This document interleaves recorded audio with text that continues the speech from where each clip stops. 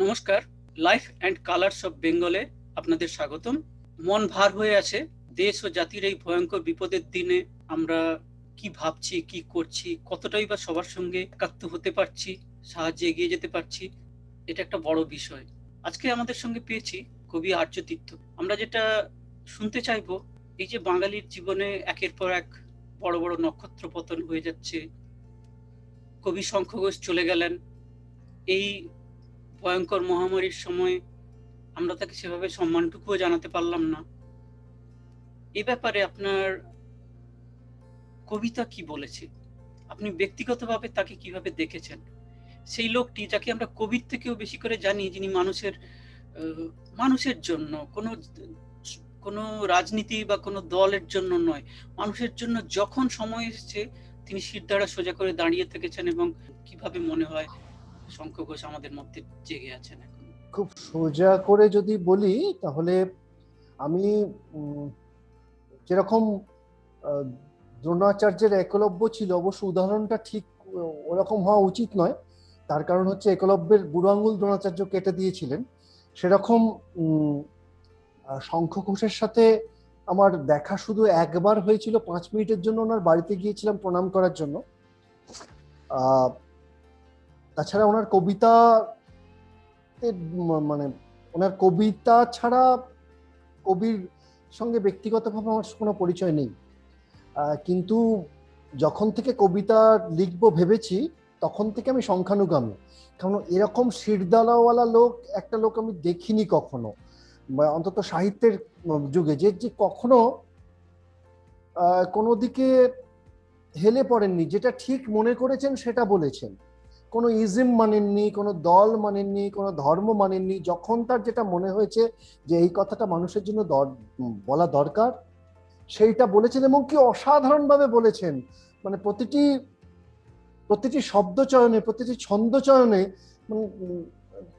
একটা অকল্পনীয় শৈলী ছাপ আর কি। যে কোনো কবিতার যে কোনো লাইন তুললে বোঝা যায় যে এইটা শঙ্খ ঘোষের লেখা। সুতরাং আমি বরাবরই নিজেকে সংখ্যানুগামী বলে মনে করি। মানে উনি যে পথে হেঁটে গেছেন সেই পথের অনুসরণ করাটা আমার কর্তব্য মনে করি। সুতরাং এই আমার 2 বছর আগে মা চলে যাওয়ার পরে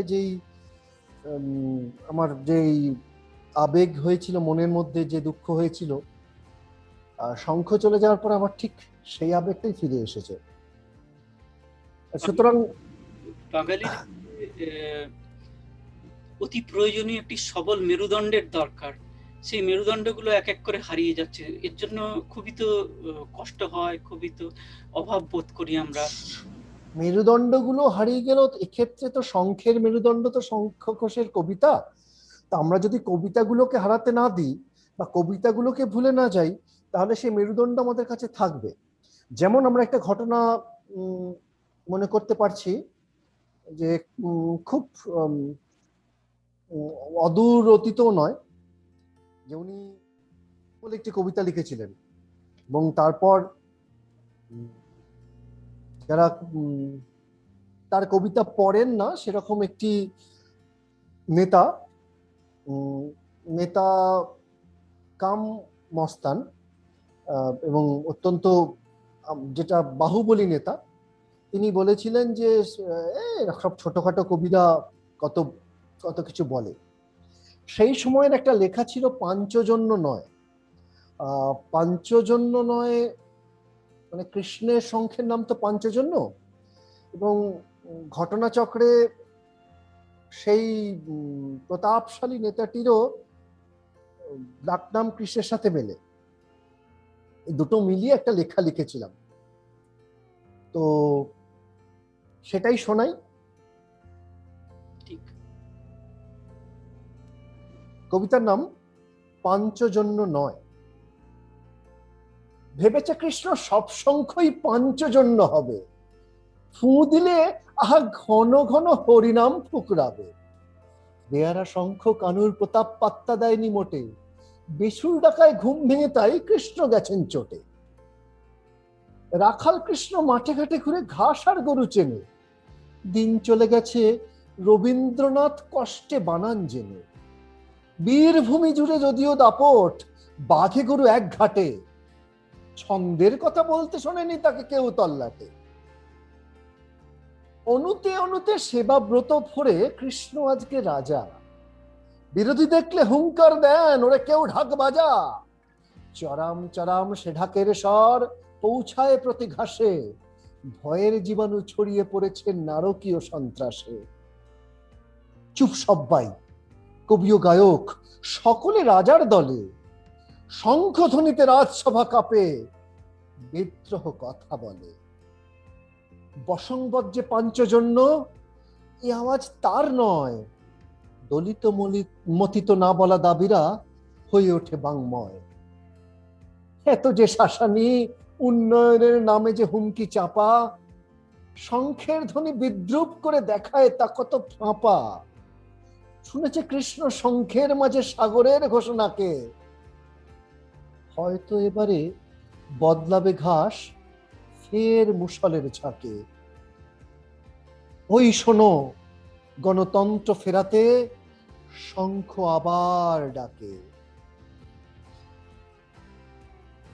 তো এটা তখন লিখেছিলাম কারণ কবির উপরে, কবি নিজে খুব শব্দহীন ছিলেন, তিনি নিজের মতো লিখতেন, নিজের মতো প্রতিবাদ করতেন, কিন্তু তাছাড়া তাকে কেউ জনসমক্ষে গিয়ে বক্তৃতা দিতে দেখেননি।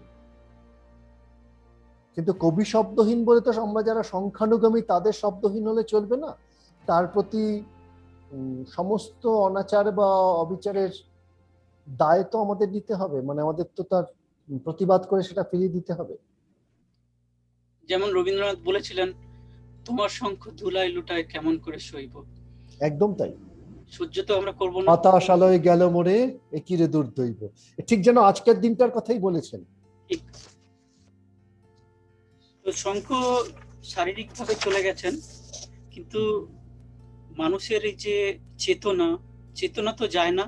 একজনের চেতনা আরেকজনের মধ্যে, তার চেতনা আরেকজনের মধ্যে করে আমরা সবাই সবার মধ্যে বেঁচে আছি। সুতরাং এত সহজে তো মানুষের মৃত্যু হয় না।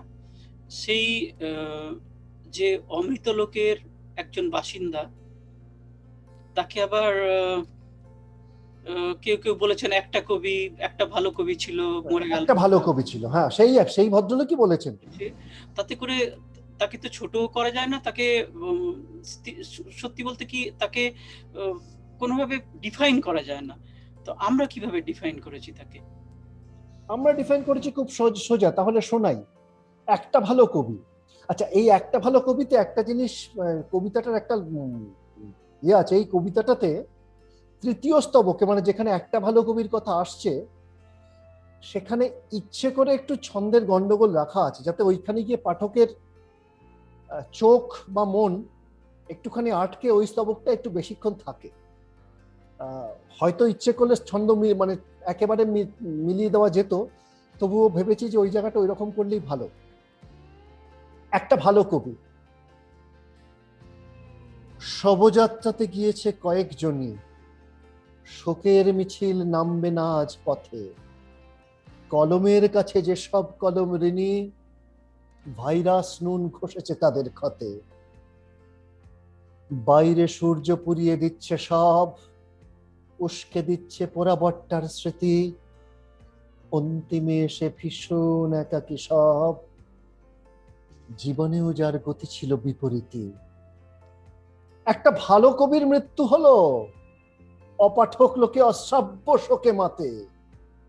আহা বেচারিকে কেউ একটা গিয়ে বলো, তেমন ক্ষমতা নেই মরণের হাতে। অমরকে আর কিভাবে মারবে কে রে, পার্থিব গেলে কথা মরে যায় বুঝি। কান পেতে শোনো, আওয়াজ উঠছে বেড়ে, শঙ্খ ধ্বনিতে কাঁপে সব গলি ঘুজি। যবনিকা নয়, বিরতি ধরতে পারো, যোদ্ধারা দ্রুত ঝালিয়ে নিচ্ছে পাঠ, শিবিরে শিবিরে কুশীলব জোটে আরো, জাগছে আবার কুরুক্ষেত্র মাঠ।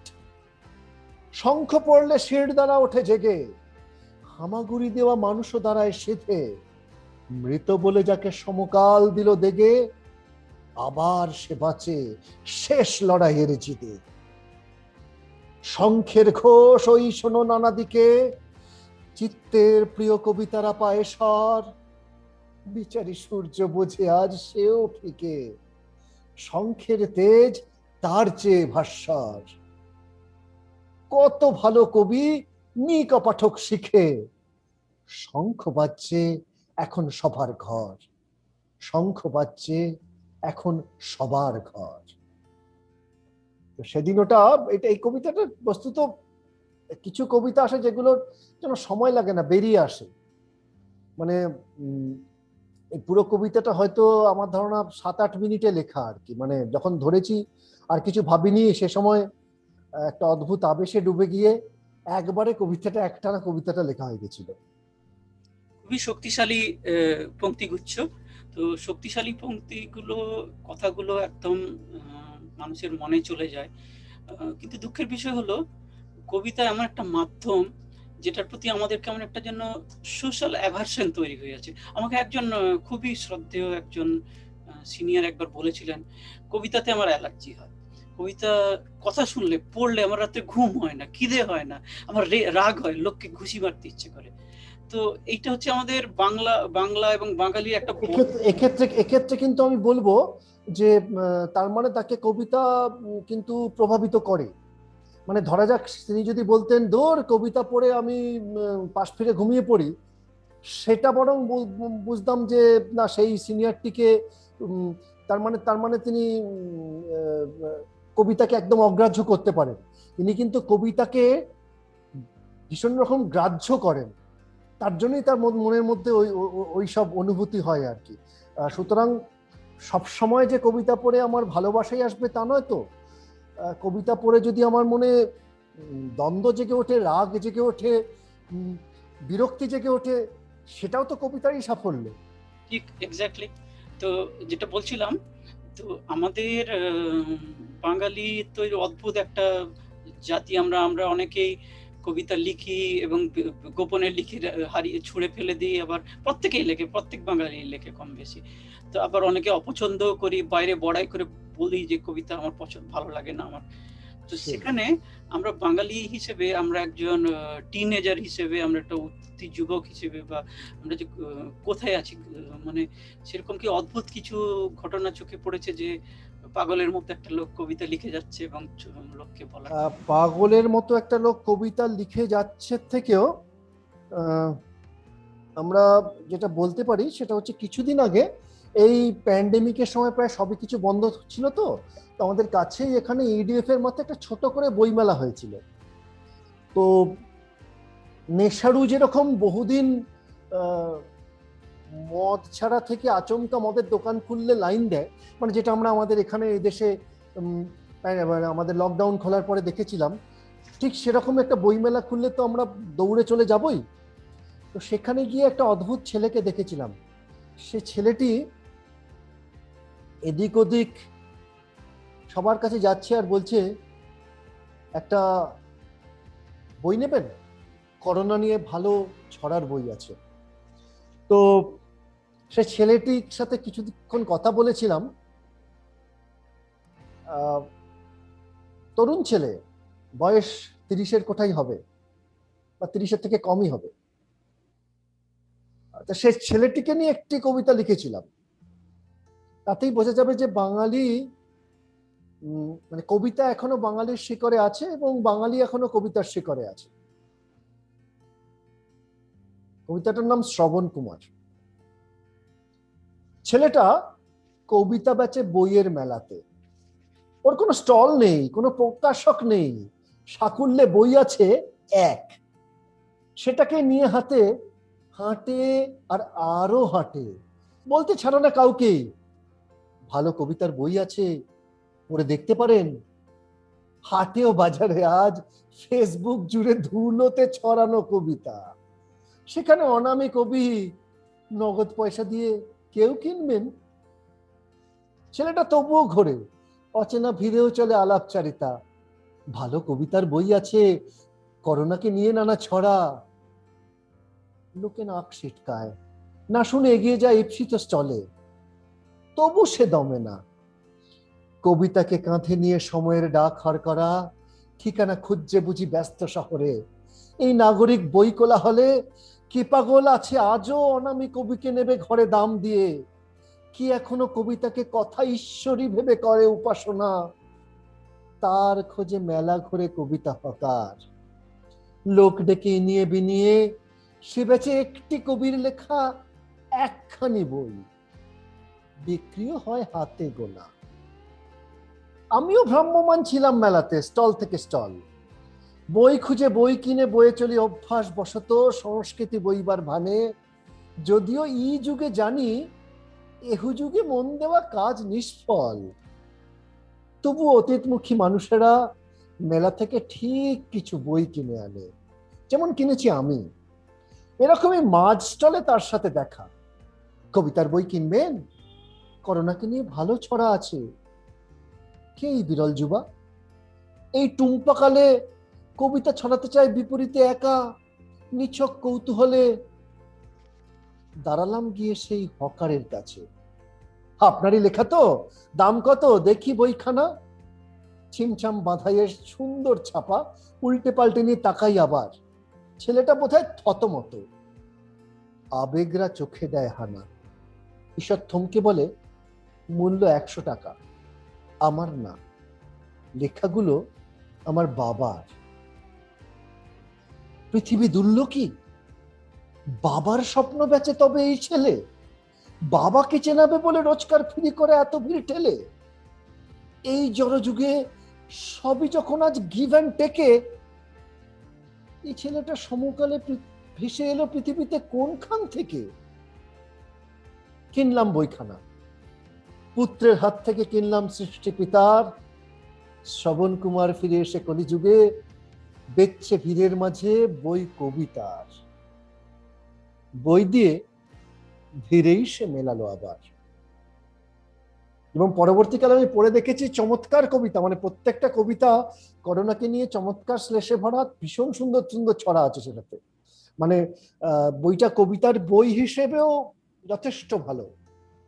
কবি ও কবিতা, সেটা তো সব কবিতা সবার জন্য হয় না, সবার সঙ্গে যায় না। কিন্তু বাঙালির কিছু কিছু বৈশিষ্ট্য আছে যে আমরা আমরা একরকম বলি, আবার ভেতরে ভেতরে ঠিক উল্টোটা ভাবি। অনেকে বলি কবিতা ভালোবাসি না, আবার লুকিয়ে পড়িও। আবার যেরকম সেরকম কিছু যদি আমাদের, এটা আমরা বরং ওই সিনিয়রের উদ্দেশ্যে উৎসর্গ করি। যার কবিতা পড়লে রাগ হতো, যার কবিতা পড়ে সেই সিনিয়রের উদ্দেশ্যে উৎসর্গ করি নিয়েতে। এটা ঘটনা, মানে হয়তো কেউ একজন শক্তি চট্টোপাধ্যায় পড়ে আপ্লুত হবেন, কারুর সুনীল ভালো রাখবে, কেউ হয়তো শ্রীজাতকে একদম দেখতে পারেন না, কারু মানে মানে আমার মতো কেউ আবার মানে শ্রীজাতর কোনো কবিতা দেখলে মানে সেটা মানে কোনো সংগ্রহ দেখলে মানে যে কোনো বই দেখলে সংগ্রহ করার আগে থামি না, সেরকম। এরকম একসময় জয় গোস্বামী বলতে বাঙালি পাগল ছিল, এখন একটু একদম করেছে।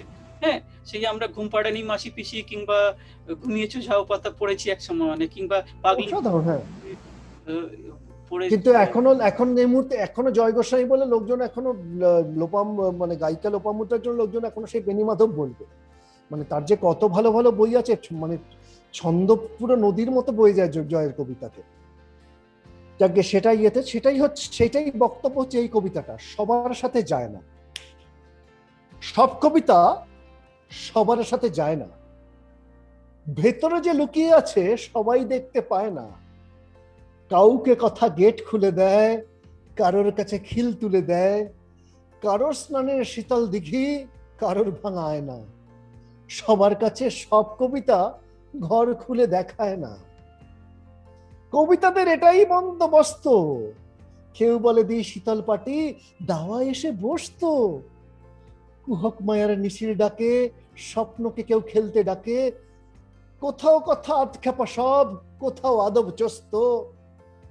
পাঠে কারোর জীবন জুড়ায়, কারোর সময় নষ্ট।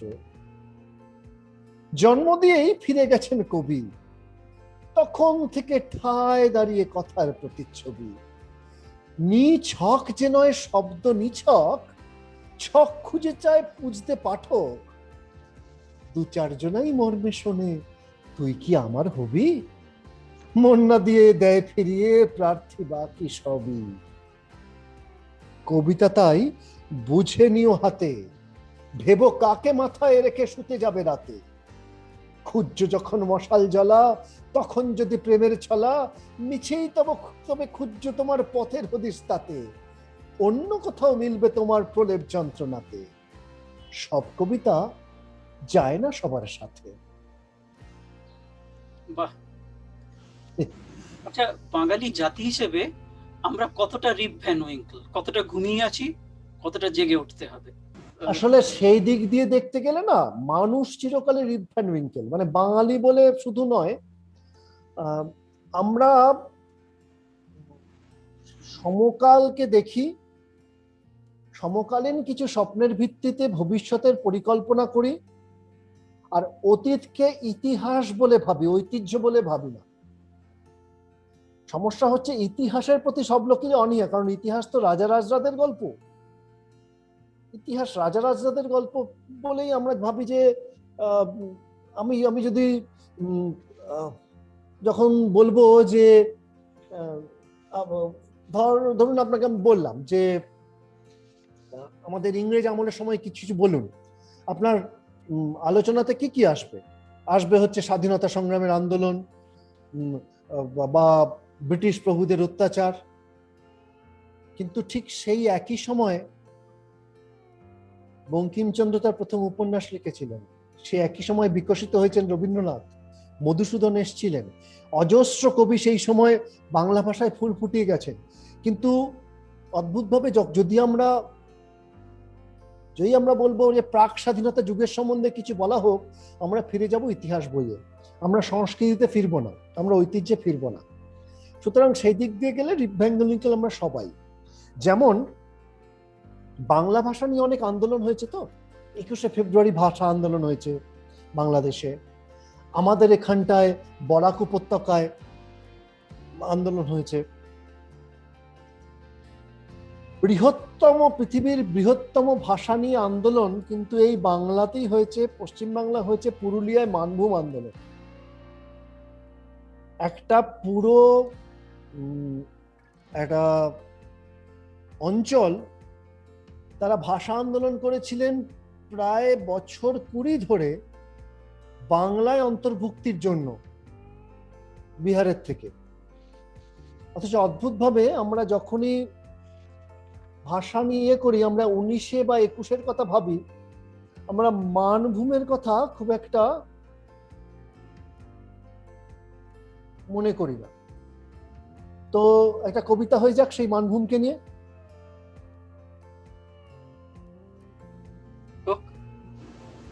কবিতার নাম উঠুন মশাই। এই যে মশাই উঠুন দেখি, পরে দেবেন ঘুম, ঢাকার থেকে বরাক চলুন, মাঝখানে মানভূম। কেন যাবেন? আচ্ছা মানুষ প্রশ্ন করেন খালি।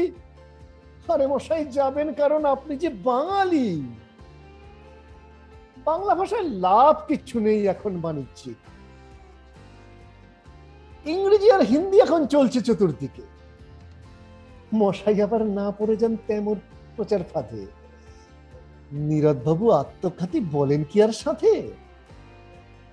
বাণিজ্যটা ব্যবসাতে থাক, মায়ের ভাষা বুকে, বাংলাতে হোক প্রাণের আরাম বাড়ির ভিতরে ঢুকে। তুই বাঙালির মধ্যে কথা ভিন ভাষাতে হলে, নিজের হাতেই কাটেন যে খাল, আসবে কুমির বলে। তার চাইতে আসন চলি ঢাকার থেকে বরাক, বুকের ভিতর বাংলা ভাষা আবার মশাল ধরাক। সেই আলোতে প্রজন্মরাও জানবে সঠিক পথ, জানুক তারা কে কমলা, কে ছিল বরকত। 21 মানে আর কিছু না, নিজের মূলে ফেরা, একটু দেখা ছত্রাকেরা কোথায় বানায় ডেরা। হিন্দি জানুন, ইংরেজিও, পারলে আরো ভাষা, তাই বলে তা কম করে নয় বাংলা ভালোবাসা। বাংলা মারার বিষ বেঁচে যায় কত দোকানদার, স্বয়ং রাজাই পৃষ্ঠপোষক, মশলা যোগান তার। সে বিষ যদি গলায় ঢুকে বাংলাকে দেয় আটকে, প্রতিষেধক হিসেবে নিন শ্রী রবীন্দ্রনাথকে। এই যে মশাই, উঠুন উঠুন, ছাড়ুন না ভাত ঘুম। ডাকছে ঢাকা, ডাকছে বরাক, ডাক দিল মানভূম।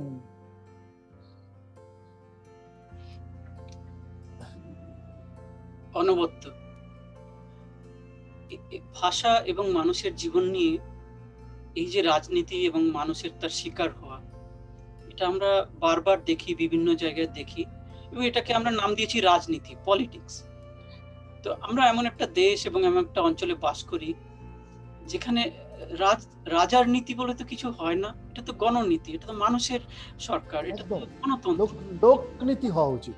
রাজা কোথা থেকে আসেন? তো প্রজাতন্ত্র কেন এভাবে অদ্ভুত একটা ক্ষয়িষ্ণু, ভেঙে পড়া একটা অবস্থানে এসে দাঁড়িয়েছে? কোনোদিনই ভালো ছিল না, সুস্বাস্থ্যের অধিকারী ছিল না প্রজাতন্ত্র। তো সেই স্বাস্থ্য আরো ভেঙে যাচ্ছে, ধীরে ধীরে অদৃশ্য প্রায় হতে চলেছে। এই ব্যাপারে কোনো কবিতা শুনবো কি? তাহলে শোনাই। এসব কবিতা লিখলেই আমার যারা প্রিয় লোক তারা বলে যে এইবারে জেলে যাওয়ার সময় হয়েছে। তবু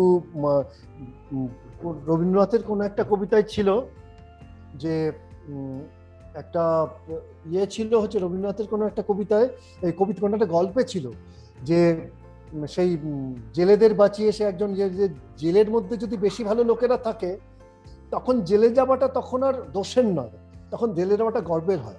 এই কবিতাটার নাম হে প্রজাতন্ত্র। সাপ আছে আস্তিনে, নেই ওঝা মন্ত্র, আর কত নীল হবে বলো প্রজাতন্ত্র। ওঝা বলে যাকে ডাকো দেখা যায় নাগসে, তালা ভাঙা যাবতীয় প্যান্ডোরা বাক্সে। এদিকে খিদের খাদ, বেকারির গর্ত, ওইদিকে ধর্মের ধমকের শর্ত। তুমি ভাবো দুধে বাতে থাক সব বাছাড়া, ধারণাকে সব করে কিছু পাজি পাঝাড়া। চালু আছে দেশ জুড়ে দাস খোঁজা যন্ত্র, স্বাধীনতা কাকে বলে বলো প্রজাতন্ত্র। তুমি কি নিজেকে দেখো সময়ের আয়নায়, কিছিরি হয়েছে দেখো রাজনীতি বায়নায়। শরীরে গয়না কত যুদ্ধের অস্ত্র, অথচ আব্রু ঢাকে ছেঁড়া করা বস্ত্র। বিরল হয়েছে আজ রিফুকার দর্জি, বরঞ্চ আরো ছেড়ে নেতাদের মর্জি। ধুলি দূষণিত পায়ে পড়ে আছে শিক্ষা, রোজগার কেড়ে নিয়ে দেওয়া হয় ভিক্ষা। পুরো চুল ভরে গেছে জাতপাত উকুনে, আশিসে বলে না কেউ গর্ভতে খুকুনে। খুকু এলে মুশকিলে পড়ে যায় সকলে, আজীবন রাখা চাই পুরুষের দখলে। ভোট ছাড়া আর নেই কোনোখানে সমতা, টাকায় খবর কিনে এত তার ক্ষমতা। ঘৃণারা ছড়ায় যেন মলে বোঝা অন্ত্র, তুমি সে গন্ধ পাও প্রিয় গণতন্ত্র। পথঘাট ছয়লা পাঁচ দেশ নিশানে, বিপরীতে দেখে তবু রাষ্ট্র ও কিষানে। জিডিপি ঋণাত্মকে সেন্সেক্স আধা লাখ, স্তম্ভেরা বাধ্যত গায়ে শেখা গাধা ডাক। ইতিহাস ছাটে লোকে যেরকম সুবিধে, বিজ্ঞানে রয়ে গেছে জ্যোতিষের কুবিধে।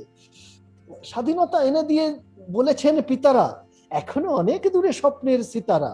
বলেছেন ঠিকঠাক বানানা রিপাবলিক, বানান পিছলে বলে বেনানা রিপাবলিক। চেষ্টায় হয়তো বা যেত বোঝা রন্ধ্র, তবু করা চায় ডুবে যাক প্রজাতন্ত্র।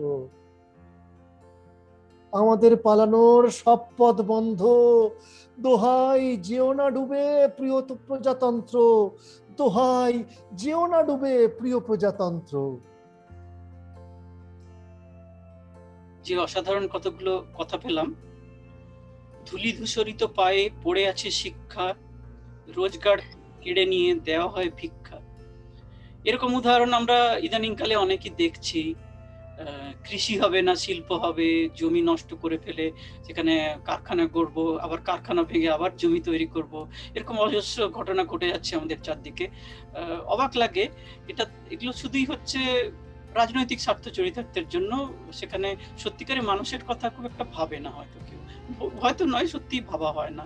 তো এরকম একটা কবিতা পড়েছিলাম কবি আর্যতীর্থের প্যারিকেড নামে, সেটা আর্যতীর্থের মুখেই শুনি। হ্যাঁ, এই সময়ে কি বলবো, দেশ জুড়ে 4-5 মাস 6 মাস হয়ে গেল কিষাণরা অবস্থান করছেন। আমাদের মহামহিম গণতন্ত্রের প্রভু যারা, তাদের আমি রাজাই বলবো, কারণ যারা গণতন্ত্রের নায়ক তারা তো লোকের কথা শোনেন, এক রাজারাই শুধু অগ্রাহ্য করতে পারেন লোকের কথা। তো তারা উল্টে আমরা দেখেছিলাম যে রাজপথ দিয়ে কংক্রিটের কাঁটাওয়ালা ব্যারিকেড করা হচ্ছিল যাতে সেইখানে কেউ পৌঁছতে না পারে। তো সেই দিন এই কবিতাটা লেখা, ব্যারিকেড। কংক্রিট ধীরে ঢালো, মাটির গলায় লাগে, পিচের নিচেই সে ছটফট করে ওঠে আজ শ্বাসরোধে। এই পথ বনবার বহু বহু আগে নিবিড় বনের থেকে ক্ষেত ছিনতাই করে এনেছিল যারা, সেই সব কৃষকের লাগাতার ঘাম আজও শিশির হয়ে সকাল ভেজায়। কংক্রিট ধীরে ঢালো রাজপ্রতিনিধি, কৃষকের বান্ধব মাটি যে গোঙায়। পেরেক আসতে পতো ওই রাজপথে, এই পথ সৃষ্টির আগে ভূমি দিয়ে হেঁটে গেছে লক্ষ কৃষক। গাড়ির চাকার দাগ নেহাত বর্তমান, টায়ার কাটলে পরে শুধু হাওয়া পাবে। সেই বাতাসে মাপতে যেও না যেন শূন্যের শীতে জাগা চাষিদের দম। ও শ্রমিক, এই শীতে ঘেমে নিয়ে রাস্তায় যে গজাল পোতো, একবার ভেবে দেখো হতে পারে পুচ্ছ পেরেক গোছা তোমারই কফিনে। খিদে পেলে রুটি খেতে খেতে তুলে নিও পাতে কিছু ধুলিও কাঁকড়। তারপর ভেবে দেখো কোনটা চাষির দান, কোনটা রাজার। তোমারও অভাবী পেট, ঠিকাদার রোজ দিলে তবে ঘরে জ্বলবে উনুন, তবু আস্তে পত কুশের পেরেক, ওইখানে তোমারও যে হয় গুম খুন। ব্যারিকেড, সেলাম তোমায়, এতদিনে চাক্ষুষ হলে। বরাবর ছিলে তুমি সেটা জানা ছিল, তবু ঠাহর হতো না ভালো রাজনীতি কুয়াশার মিঠে আবছাতে। যতজন জিতে যান ভোটে, সবাই তো চাষির দরদি বলে হাততালি পান। এতদিনে বোঝা গেল রাজার চাষিদের মাঝে তাকে মস্ত পাঁচিল। রাষ্ট্রের চুলকানি যতই দেখাক দেশে দ্রোহের আঁচিল, অধিকার দাবি হলে বিদ্রোহ দেগে দিয়ে দাবানোর চেষ্টা তো অতি পুরাতন। জনগণতন্ত্রেও সে প্রাচীন পদ্ধতি প্রাক্তন নয় মোটে। আইনি কামড় দিয়ে ক্ষতদাগে রাষ্ট্রয্যে আলপনা আঁকে, তাতে প্রতিবাদ হলে নব নব এডিশনে সেডিশন বসে। ব্যারিকেড, এতদিনে দেখা দিলে গণতন্ত্রের শ্বেতশুভ্র আলখাল্লা খুলে। ভাগ্যিস বুঝিনি এতটা হয় কৃষকেরা ছুলে। ও দেশ, ঘুমাও কেন, জড়ো লাখ বলমি কাঁচ শ্বাস মূলে। ও দেশ, ঘুমাও কেন, জড়ো লাখ বলমি কাঁচ শ্বাস মূলে। মানুষের এই যে দুটো প্রধান বিভাগ হয়ে গেছে, একদল উৎপাদন করবেন, সবাইকে খাওয়াবেন, আবার তাদেরকেই সবচেয়ে আনস্টেবল কিংবা একটা খুব অনিশ্চিত অবস্থায় থাকতে হবে। আর আরেক দল আছেন যারা সুযোগ বুঝে দল পরিবর্তন করে সবার উপর ছড়ি ঘুরে কোটি কোটি টাকা ব্যাংকে চলে যাবে, নিজেদের ব্যাংক ব্যালেন্স হবে, সেটাকে বলা হবে আমার খুব ভালো বিজনেস চলছে। আমাদের এমন একটা দেশ, প্রত্যেকটা রাজনৈতিক নেতা, তাদের আত্মীয় পরিজন, সবারই বড় বড় বিজনেস আছে, সেই বিজনেসে অনেক কোটি টাকা আছে, অথচ দেশ কিন্তু ডুবে যাচ্ছে। কোথায় সেই বিজনেস, কোথায় তাদের উপকার হচ্ছে? এটা অদ্ভুত একটা আলো আঁধারির মধ্যে রেখে ওদের নিয়ে খেলা করা হয়। সেই খেলাটা আমরা দেখেও দেখি না। আমরা কারা? আমরা হচ্ছে চার্লি চ্যাপলিনের সেই মডার্ন টাইমসের ভেড়ার দল, যারা রোজ ৬টা ৫টা করি, কাজের বেশিরভাগ সময় বাসে ট্রামে কাটাই, সামান্য সময় যাই এবং একটু কাগজপত্র নাড়াচাড়া করে ফিরে আসি। আবার অনেকে খেটে ভূত হই। কেউ কেউ কাজ করে, কেউ কেউ কাজ করে, কাজ না করলে পৃথিবী চলে না। তো সেই যে আমরা যারা শুধু বেঁচে থাকার তাগিদে অনেক কিছুকে মেনে নিয়েছি এবং সহ্য করে যাচ্ছি, এবং প্রয়োজন মতো যেখানে যাকে যেভাবে সাপোর্ট করলে আমাদের বেঁচে থাকাটাকে রক্ষা করা যায় সেটা করে যাচ্ছি, তারা ঠিক কোথায় আছে এবং তাদের মধ্যে কবি ঠিক কোথায় দাঁড়িয়ে আছেন?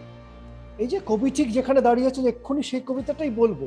এই কবিতাটার নাম ল্যাম্পস্টেক। এখানে আমার ঠিক আমি যেখানে দাঁড়িয়ে আছি সেখান থেকে কবিতাটা শুরু। গড্ডলিকায় আমি শেষ মেষ, আমার সামনে আছে অযুত আমার মতো, শুনেছি তারও সামনে পথ দেখায় রাখাল।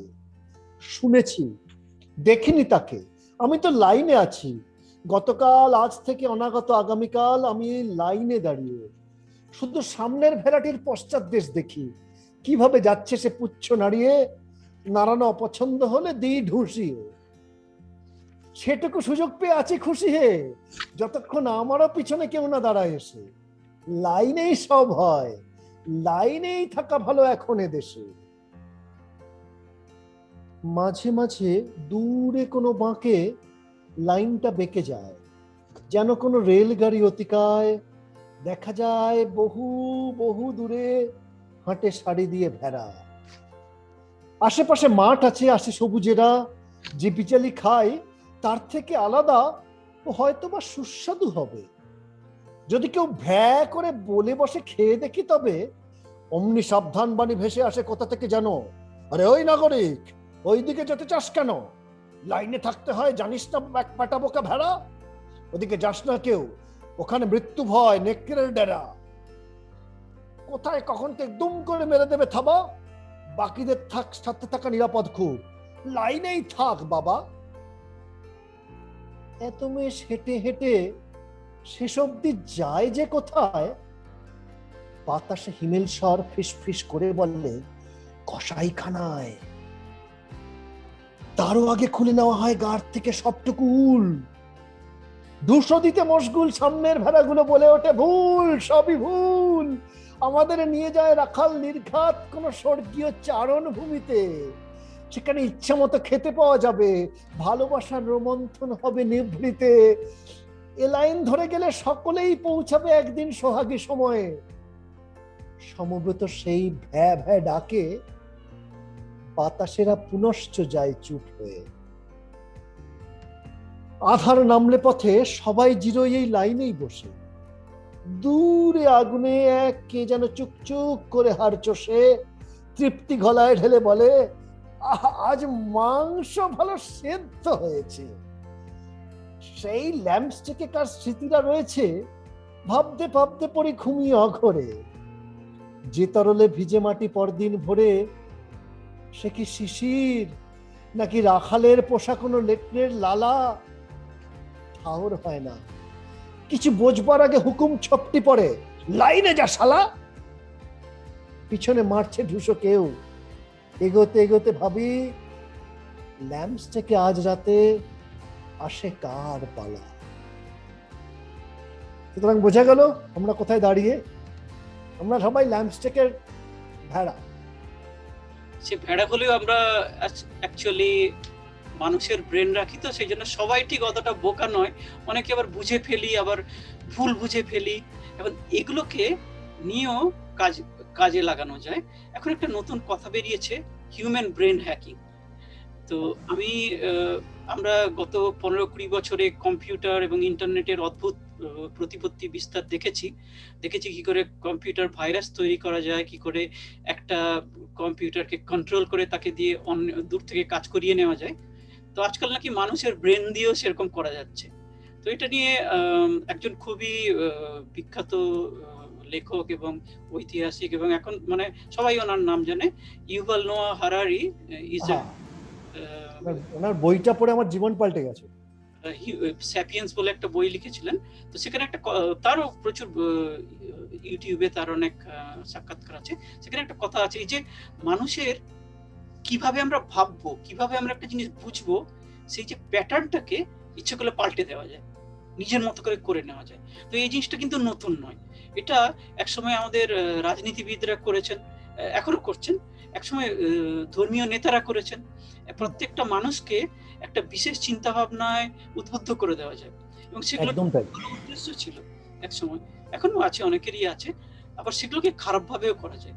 যেরকম জিনিসপত্র, মানে কোন জিনিসটা আমি যদি সার্চ করি সেইটারই অ্যাডভার্টাইজমেন্ট গুলো বেশি আমার কম্পিউটারে উঠতে থাকে, ফোনে আসতে থাকে। শুধু তাই না, আস্তে আস্তে দামটা হালকা হালকা করে বাড়তে থাকে, যাতে আমার মনের মধ্যে একটা চাপ সৃষ্টি হয় যে জিনিসটা এখনই না কিনলে সম্ভবত আমি একটা ক্ষতির সম্ভাবনা হবে। এগুলো সব বিভিন্ন অ্যালগরিদম দিয়ে প্রোগ্রাম করে বানানো হয়েছে। ঠিক একই রকম ভাবে সেই সব অ্যালগরিদম ইউজ করে এখন যেটা করা হচ্ছে, আমরা হোয়াটসঅ্যাপ গ্রুপগুলোতে কিংবা সোশ্যাল মিডিয়া গ্রুপগুলোতে দেখছি যে হয়তো 30-40 বছরের পুরনো বন্ধুত্ব, ছেলে মেয়ে, বাবা ভাই বোনের যে সুসম্পর্কগুলো অন্য কারণে, তুচ্ছ রাজনৈতিক কারণে কিংবা মতাদর্শগত কারণে আলাদা হয়ে যাচ্ছে, এবং লোকজন কঠোরভাবে অন্ধভাবে একটা পার্টিকুলার জিনিসকে বিশ্বাস করছে। মানে একটা মেরুতে চলে যাচ্ছে লোকজন, মাঝামাঝি আর থাকছে না। মানুষকে ভেঙে ফেলার একটা যে সুপরিকল্পিত চক্রান্ত বলা যেতে পারে, কিংবা এটাতে হয়তো কিছু কিছু লোকের বহু শত কোটি টাকা বা ডলার পকেটে ঢুকছে, কিন্তু মানুষ নষ্ট হয়ে যাচ্ছে। একদম এই জিনিসটা আমরা দেখতে পাচ্ছি না, না বুঝেই করে যাচ্ছি। এখানে মানে উপনিষদে একটা কথা আছে, আমরা যেখানে নিজেরা দেখতে পাই না নিজেকে, নিজেদের মুখ নিজেরা দেখতে পাই না, যার ফলে সেই মুখটা যখন পাল্টে যাচ্ছে আমরা দেখতে পাচ্ছি না আমরা কতটা পাল্টে যাচ্ছি। আমরা প্রত্যেকে যেরকম ছোট ছিলাম, বড় হয়ে গেছি, কখন কখন যে কিভাবে বড় হয়ে গেলাম সেটা কিন্তু বুঝতে পারিনি। হঠাৎ করে আমাদের বয়স অনেক হয়ে গেছে, তো সেটা দেখতে পাই না। সেটা কে দেখাবে? কবি দেখাবেন, সুতরাং কবির মুখে আমরা শুনবো সেই কথা। বেশ, সেই কবিতাটার নাম মেরু। আমরা তো সবাই এই মেরুতে বা ওই মেরুতে চলে যাচ্ছি, আমরা কয়েকজন মাঝখানে বসে আছি শুধু। মেরুর শেওয়াল ঘুরছে পথে, মেরুর ভালুক মারছে থাবা, বিষুব রেখা আঁকড়ে ধরে আমরা কজন বোকা হাবা কাঁপছি ভয়ে, এই বুঝি কেউ খণ্ড করে খণ্ডিতকে, এমন তুষার ঝাপসে এলে উদেশ কোথায় রাখবো তোকে, মেরুতে নেই সবুজ কোনো ধুধু বরফ যেই দিকে চাও, সংবিধানের গজায় না গাছ যতই কেন বীজ পুঁতে যাও, অতীত খুঁজে খনন করে ফসিল গাছের খোঁজ পাওয়া যায়, পাখিও ছিল হরেক রঙের, কে জানে সব গেল কোথায়, বইছে হিমেল মেরুর বাতাস, আগাম ঝড়ের খবর আসে, দিকের দিশা যায় না দেখা, বিকল হয় কম্পাসে, আমরা যারা বিষুব রেখার দুই মেরুরই খাচ্ছি গালি, শান্তি আনার চেষ্টা করে হতাশা ঢের জমাই খালি, মেরুর ঝড়ে অন্ধ সবাই, লাশের গায়ে তুষার ক্ষত, বিষুব রেখায় জায়গা ফাঁকা, লোক কমে যায় অবিরত, রোজগার সব জমে বরফ, মাইনাসে যায় হিসেব খাতা, তবুও সবাই বিষুব থেকে মেরুর দিকেই ঘোরায় মাথা, আমরা যারা বিষুব রেখার আদিবাসীর মতোই আদিম, তাদের গায়ে ছিটকে লাগে দুটো মেরুর এই কালো হিম, সংবিধানও ভুগছে ভীষণ ফ্রস্ট বাইটে নিত্য ধোকে, মাঝের থেকে না ছিঁড়ে যায় মেরু যাওয়ার প্রবল ঝোঁকে, বিষুব রেখা বিদায় নিলে উদেশ কোথায় রাখবো তোকে। মানে এটা অত্যন্ত আক্ষেপে, কারণ আমরা দেখছি যে সাধারণভাবে যাদের শিক্ষিত বলা হয় তারাও এই অদ্ভুতভাবে এই মেরুকরণের দিকে ঝুঁকছেন। মানে তারাও মানুষকে না মানুষ না ভেবে অমুক গোষ্ঠী, অমুক ভাষা, অমুক জাতি, অমুক দেশ এরকম ভাবে ভাবতে শিখছেন।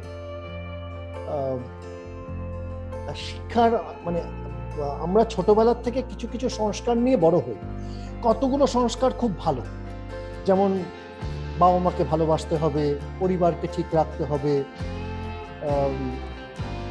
অসৎ পথে যাওয়া ঠিক নয়, মানে ছোটবেলা থেকে আমরা যেগুলো শিখে আসি। আবার একই সঙ্গে আমাদের কিন্তু কিছু সংস্কার পাওয়া যায়, ওই ছেলেটার সাথে মিশো না, ওই বাড়িটা খারাপ,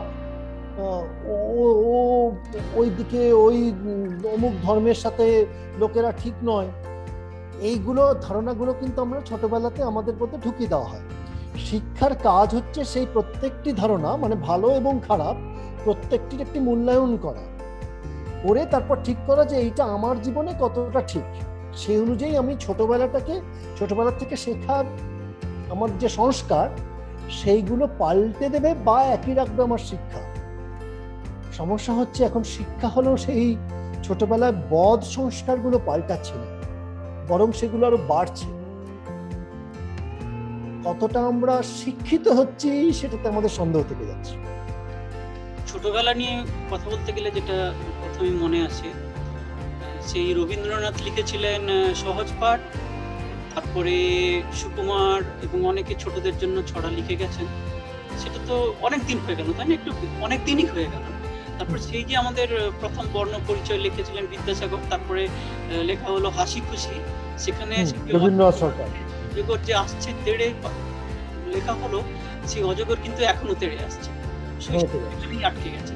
আমাদের বাঙালি এবং বাংলা সাহিত্যে এই মুহূর্তে ইংরেজিতে যেরকম দেখি প্রচুর ছোটদের বই হয়, ক্রমাগত লেখা হচ্ছে, বাংলায় কিন্তু সেরকম কেউ লেখেন না, সেই মনটাই নেই। তাহলে বাচ্চারা কেমন আছে, সেই ছেলেরা কিভাবে বড় হচ্ছে, কিংবা আমাদের দেশে বিদেশে সারা পৃথিবীতে বিভিন্ন সময় সেই শিশুদের শৈশব কিভাবে তছনছ হয়ে যাচ্ছে এই ভয়ঙ্কর পৃথিবীতে, এটা নিয়েও তো কবি বলতে পারেন।